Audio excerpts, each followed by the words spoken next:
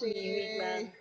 Uy, bye, Bye-bye. sorry, Sophie, before anything. bye-bye. I love you, Oh, Sophie. let me, saglit. Bye-bye. I'll try na naman Bye-bye. may convince siya. Wait lang kasi, wait lang. Bye. Bakit ka aalis? Wait lang, Jen. Bakit ka aalis? Bye. Hindi na. Ano? No, no, no, no, no, no, no need na. Sophie, wait lang.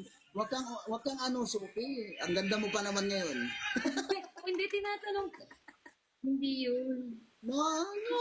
Nang-aantin ka ng hindi project. Hindi, MRT. Wait lang.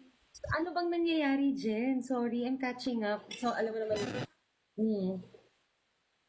Hmm. Oh. Mm-mm. Hmm.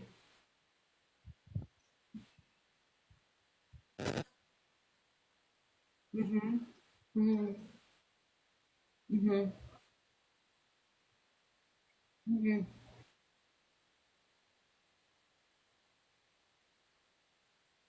Mhm.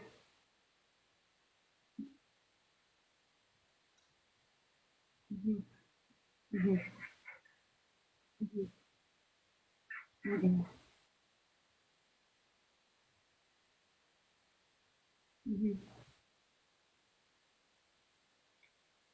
Yeah. I think before anything, Jen, sorry. I think we just need to remind everybody, even us, na mga projects, it does take a long time. That's the truth. And even if the project was finalized during Duterte's time, doesn't mean it's Duterte's project. We always go back kung kailan nagsimula. So we know how to give credit to where it's due. If it's under Gloria's time, yung pag-create nito, then we have to recognize that the timeline, the time frame from Gloria's time, in short also, sana ma-realize nyo na sa mga nakikinig na ang bagal naman talaga. Mabagal. Kung isipin nyo 2004, tapos matatapos kay Duterte's time, why did it take that long? Mm-mm.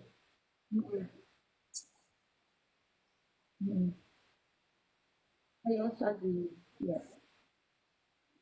Of course, of course. Agree ako. Mm-mm. Mm-mm. Right, right, right, right, right.